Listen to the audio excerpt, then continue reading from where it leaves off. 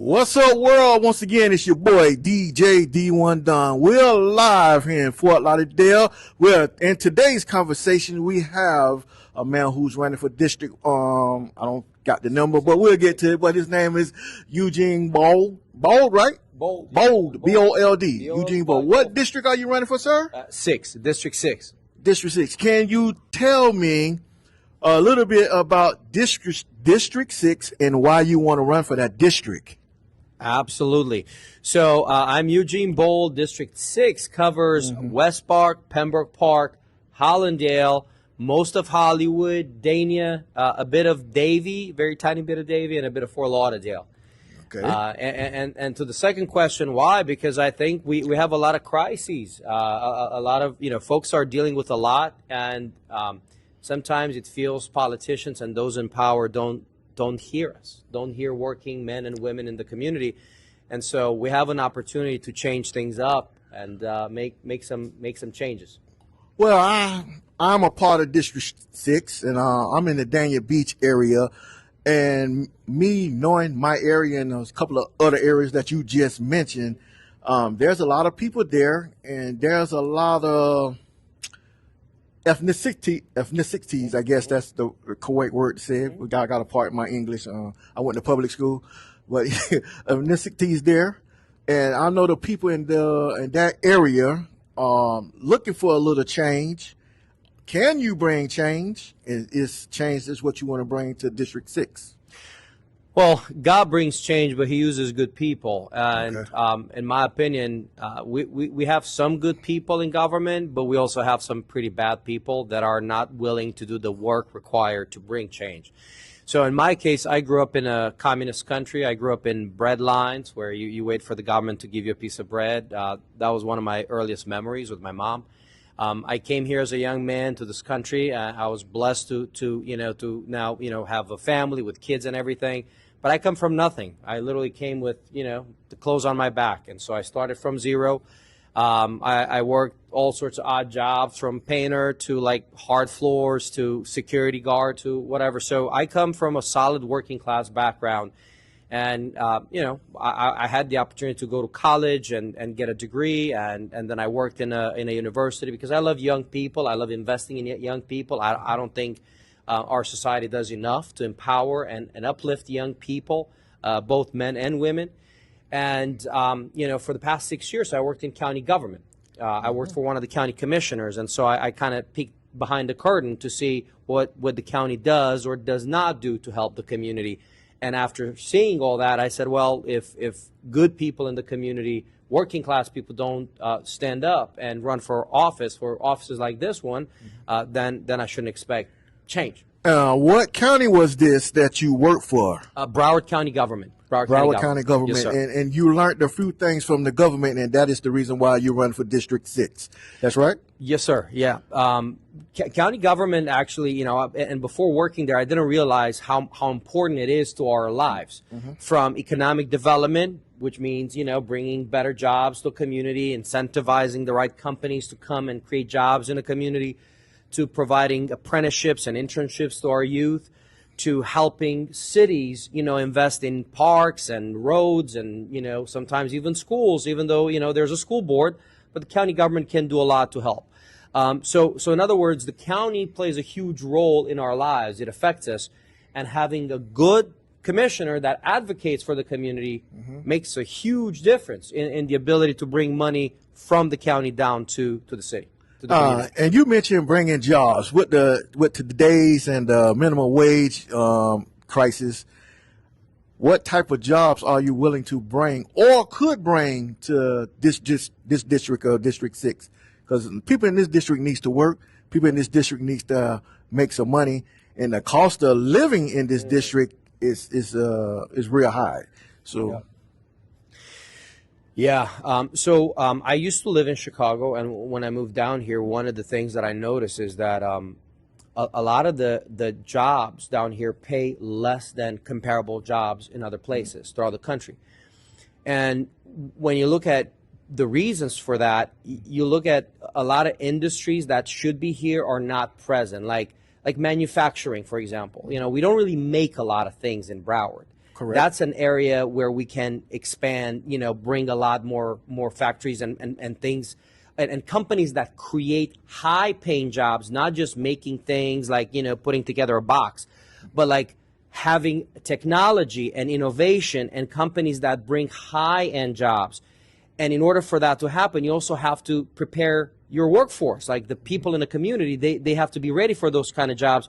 And that's where the county can come in, and the state. There are dollars available to train our people, our communities for these kind of jobs. So you almost have to pair up the jobs with the people and the education, whether it's apprenticeship, internship, certifications, and there's money available on the table for that. So in other words, bring the jobs to the community and get the community ready for those jobs, so that way, we put more money in people's pockets. Well, in Florida, we are known as an agricultural state. And you say you came from Chicago, and that's more of an industrial city. So how are you going to translate that over to agricultural state? Because normally we got a lot of oranges, mangoes, lime trees, or whatever, and a lot of fishing down here. So, and we are from the South. So how would you make that transition to bring those types of jobs available for the people in South Florida? Or in Broward County? I ain't gonna speak for the whole South Florida, but Broward County. Yeah. So one way to do it is to incentivize, to make it easier for a company to come here by creating some tax incentives. So in other words, you go to a company up north and say, okay, so I want you to come and bring some good jobs down in my community. And I'm going to make it easier for you from a permitting perspective, so that you don't wait for years and years to get your permits to open shop. Number two, I'm going to make sure our workforce, our youth and our people in our community are trained and they have the skills so they can work in your factory. I want you to hire from my community. Don't bring people from, Ohio. I need you to hire from my community. And then you connect with the schools and the colleges here to make sure that we train people for these jobs. And then number three, we look for industries that we're missing, like you were saying, right? We don't have a whole lot of high-end manufacturing. We have a good marine industry. You have a lot of hotels and hospitality. You have healthcare. You have a lot of hospital, right? Jobs. But there's a lot missing. And so kind of looking specifically, like targeting those jobs so that, hey, a kid who graduates from high school and gets a certification and an apprenticeship, they can start with like a $70,000, $80,000 a year job, and it's possible. And the state of Florida makes those monies available for our kids to get trained. It's just a matter of like having a plan and having the leadership to put all of these things together, and then identifying the areas in the county that have not been invested in, because you have some areas that are doing quite well. They don't need the support. We don't need to create more support there. But there are some other areas that desperately need opportunity. And so those opportunity areas, that's where you want to target. Okay. Well, can you explain to us, running for this position in District 6, what is the challenges you are facing to win over this district? That's a very good question. A political machine that does not want to empower working class people. It's a political machine that's decades and decades long, that has managed to capture power and does not want to let it go. Does not want people like us who come from the bottom to enter these circles, because they benefit from the status quo. They benefit from keeping things the way they are. There are people who are doing quite well just keeping things the way they are. The vast majority, in my opinion, are not. The vast majority are suffering. So I'll give you an example. When I decided to run for office, I was told we already have someone for that position by some of the consultants that are now in charge of these candidates. And I said, what do you mean you have someone for that position? She's like, yeah, we already prepared someone. We're going to make sure that they have the money they need, because running for office requires a lot of money. You got to pay for advertisement so people know who you are, for signs, for people to door knock, for people to make calls for you. You need a lot of infrastructure kind of in a campaign to put it together. And if you don't have the money, you got to go to, either the volunteers try to run a grassroots campaign, which is what we're doing, or go to the lobbyists and developers and the big people with a lot of money and ask them for money. The problem is when you ask a lot of those people for money, they also want something in return later on. So you're kind of beholden to that, to those people. You're not always free to do what's in the absolute best of the community. And so, long story short, the hardest part is staying true, doing the right thing by the people in the community, and still have the resources to succeed when you have a machine fighting against you. Okay, you were speaking on the workforce in District 6. Also in District 6, there's a housing issue where houses and apartments and condominiums are going sky high, which is running the people out of the district. So if you are going to build the infrastructure that you're saying, how are you going to get the residents to stay instead of having the influx of more people coming in that is pushing these people out of the communities? Yeah. Another very good question. The problem we have is if you drive up and down on I-95? Well, on 95 too, but I'm talking more about on the east side of the county. You see a lot of buildings. Correct. But they're not workforce housing. We're not building workforce housing. We're building luxury. That's the problem. We're building a lot of luxury, but that's not for our community, for the working class in this community. So what we got to do is we got to figure out how can we build more workforce housing, and how can we put that housing along transit corridors. So that way you have these, whether it's Broward Boulevard or Sunrise or the big corridors east-west and north-south. So you put them on these big major roads, and then you revamp your public transit, because right now we have a public transit, but we can do a lot better with it. So that way we can try and have these housing options for the working people in this community next to big transit centers. So you don't need a car. That's the goal. So you don't need a car. So you can just hop on a bus, or hopefully one day on a train, and just go to your business, to your school, or to your work, to your job, without the need of a car. And that way you also eliminate a lot of the congestion on our roads. So building more workforce housing and keeping that housing for our local Broward taxpayers, not making it available to people who move here from New York right away.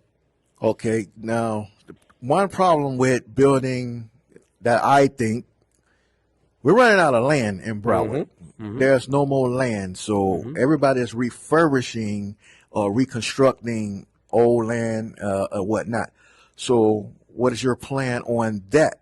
Because if, like I said before, you're pushing people out to build this luxury, but if you bring in infrastructure, how do we condense, or how do you construct that going forward, for as far as this new housing that you were talking about developing or looking into developing? Right. Well, like I said, you have to do next to transit. That has to happen. And by the way, we have $3 billion sitting right now at the county that are dollars that the taxpayers in this community have basically put into this box over the past 8 years, 7 years. Since 2018, when we passed the penny for transportation, a penny goes from almost every transaction into this box, and now that box has about $3 billion. That box is for transit. So we got to accelerate a lot of these transit projects. We got to do more light rail. We got to put a commuter rail, because right now you have Brightline, but nobody can afford to take Brightline, up and down the coast. But we got to connect east-west. That's the problem. We don't connect east-west. So we got to put more of a like a tri-rail, but also on the Brightline tracks that goes through all the downtowns, and then connect that east-west. So that's number one. Number two, like I said, workforce housing along these corridors. And number three, you're absolutely right. We don't have a lot of land left, but we can redevelop a lot of the sprawling, outdoor malls that we have on Broward Boulevard and a lot of other major corridors, and build affordable housing, build workforce housing in these areas that we would redevelop. and also build activity centers, like not just housing. You can build like like schools and shops and parks and community centers. Like make it into a hubs, like micro hubs throughout the county. Now, when it comes to affordability, people living this area, I'm going back to what I said earlier about economic development. But here's the thing: it's not just about attracting jobs. It's about getting more connected with Miami and Palm Beach County, because a lot of our people, they work in Palm Beach or Miami. We have a huge workforce that just goes to Miami. We gotta integrate. We have a port and an airport in Miami, a port and an airport in Broward, and the same in Palm Beach County. Correct. If you work together, just like when you go to Walmart, is economies of scale. When you work together, you buy for cheaper. You can negotiate better.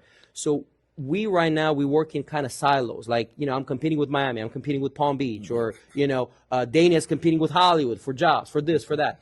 When you start having a regional strategy to attract jobs and investment and companies to come here and invest, and why not even building housing and transportation, coordinate across the counties, you can do a lot more to help a community by working together. And other thing you mentioned was about schooling. Now, I live in Dania Beach. And one thing that Dania Beach doesn't have is a high school. Never have had a high school. We got 2 elementary schools, and that's it. Dania is growing. Would you have an ideal or consider putting a high school there? Because if we're getting more people in, and where are these kids was going to go to school in Dania Beach? I know in Hollandale, they got Hollandale High. I don't know about the middle schools. I can't remember, but they got Hollandale High. Hollywood got MacArthur and Hollywood Hills. We're still growing. What about a new schooling or a new school in another area to house these kids going forward?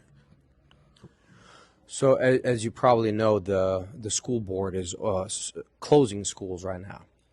And that's a big problem because, they were talking about, and I'm very glad that they didn't close as many as they initially thought they would, and in some of the communities that really need the schools.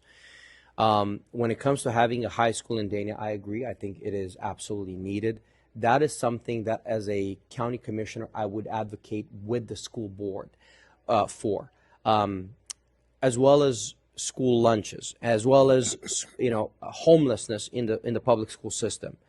Based on what I know, there's about 3,000 kids that are classified as being homeless. So there's a lot of problems that we got to deal with. And the school board, you have elected officials that are on the school board, they're deciding over the public school system, but they don't necessarily talk to the county people, the county government. It's almost like they're two entities, but they don't talk to each other. What I was saying earlier about everybody's in their own little box, but they don't play with each other very well. We got to change that mentality because that's hurting us. And I was at the county for 6 years. I don't ever remember the school board that's in charge of the public schools and the county government coming together and saying, hey, how can we solve a problem, any problem? So back to your question, absolutely. I think a high school would be needed.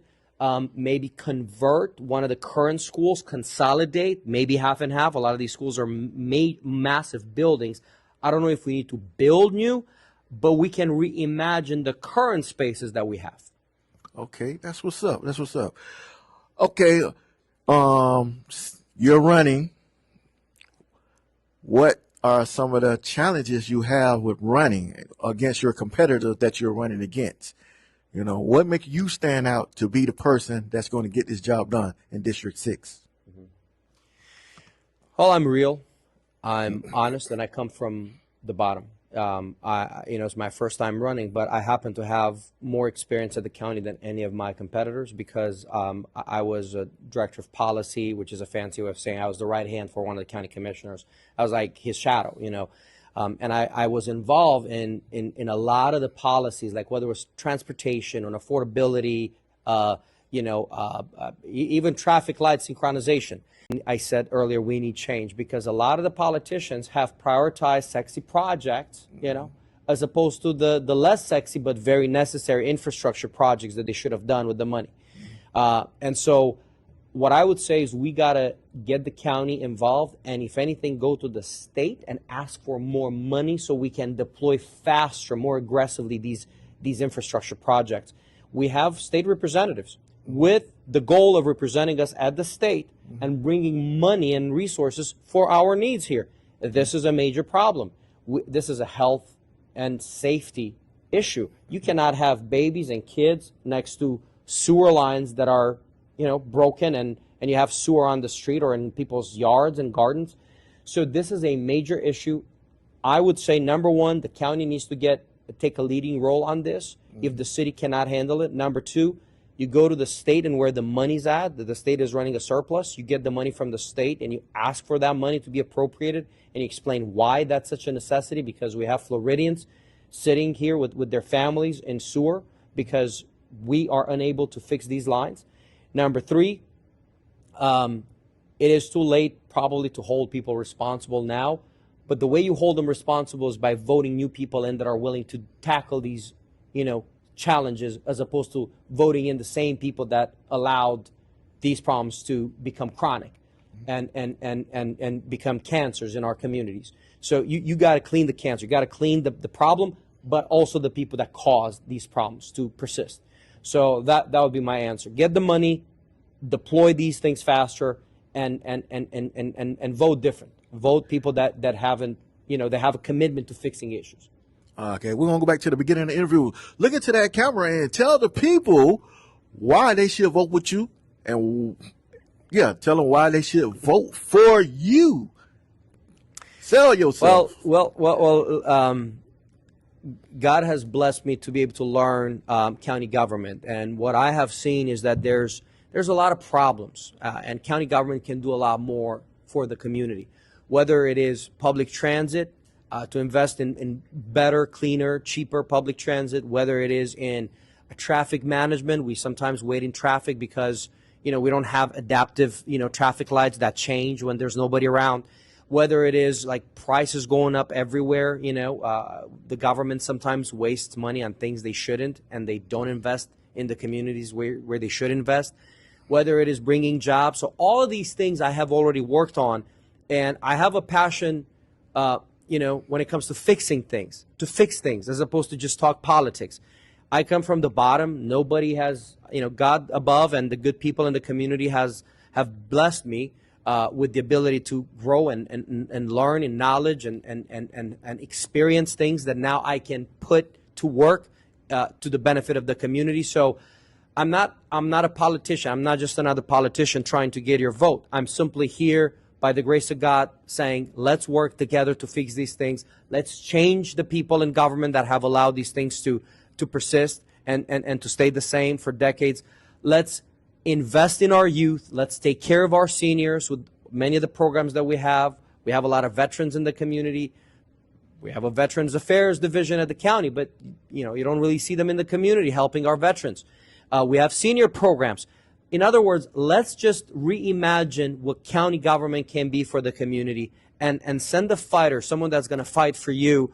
That's all I've done all my life. I don't know it any other way. So I'm not here to sell myself. I'm here simply to say, I want to be the one fighting on your behalf to change things, because the status quo is unacceptable for too many of us.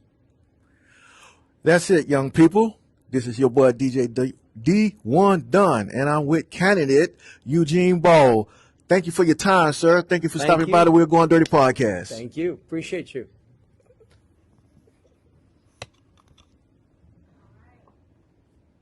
It goes west and then to Sunrise Mall, to the mall in Sunrise over there, the arena, Sawgrass, and then it goes north, loops up north into Lauderhill area, and then it comes back south. But so that's a draft. More of a tourist thing. Yes, but it's a draft, and as of right now, I don't think that would serve the working people in the community very well. Yes, unless you work at the mall. Correct, and that is why I said, I would want to look at that to see what they have right now in as a draft.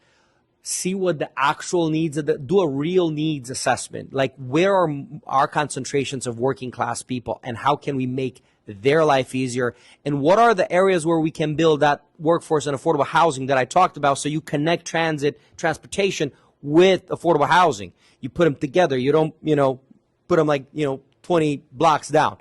And so for that reason, you would need, first of all, to do a study to see what have they done so far at the county, what are the plans, what's the draft route, how can we optimize that to make it work for the communities that live here, and number three, how much would it cost? It would be expensive. But let me also remind you that we have $3 billion sitting in a bank right now, that we're sitting on that we haven't done anything with. And so you got to also learn, we don't always have to reinvent the wheel. You look at throughout the country, there's so many people that are doing amazing things with public transit. You look at Asia. We've had one time a delegation, they went to, like China and Japan to look how they do public transit, because over there it's cheap, it's clean, it's fast, it reaches the whole community. How do they do it? So I would want to learn from other people who did it better than us. But my priority is the community here locally, and how can we make their commutes and their life easier. Okay. All right. So you're saying this train ideal has been around Yep. for a while. Yes. And you're talking about going from Broward, from the downtown Broward to Sawgrass Mall. What about the south side of the county, like County Line Road, where Hollandale runs, to the stadium? That's a very important part. I agree, and I think a lot of people would take that to go to the stadium as well, and to especially West Park, Pembroke Park, Hollandale. That's a huge Miramar, yes. Miramar, exactly. That would be a huge. So I would want to look at the entire county. I would represent a district that has Pembroke Park, West Park, and Hollandale. Correct. So I would be the first one to advocate for that. But first of all, I would need to see exactly what they're doing right now, because 2 years ago when I was at the county, they were just talking in circles, to be honest. There wasn't an actual, besides this Primo plan that is now available online, they just wanted to buy more buses. That's all I know. And I don't think that should be the future of public transportation in Broward County, like more buses. And so it's going to be an expense, but we already have some of the funding available. You got to go to the federal government and the state government to ask for appropriations, as they call them, for more money, grant money for something like this. But in return, when you fix something like this and you make it easier for people to travel and move around the county, you help the economy, because people don't have to spend so much on their cars. You leave more people in people's pockets. You bring more companies, because like workforce can move up and down. It's easier. One of the reasons why Amazon didn't want to come here, because they also looked at public transit. They looked at a bunch of things when they wanted to come down here and put one of their big centers here. Not a warehouse. They wanted to put a headquarters. But public transit is always a big issue. We got to catch up with the North when it comes to like Chicago and New York and some other metropolitan areas on public transit. So I would say yes. First, we got to see what's going on right now at the county, what plans they have. From what I can tell, there's not much going on. And number two, then optimize whatever they have to work for the people, for the communities that we have, and go get the money to make sure that we implement it. All right. Thank you for your time. We appreciate you stopping by. We're Going Dirty Podcast. I am Mr. P, and we're going to end it with that. Thank you once again. Thank you for having me.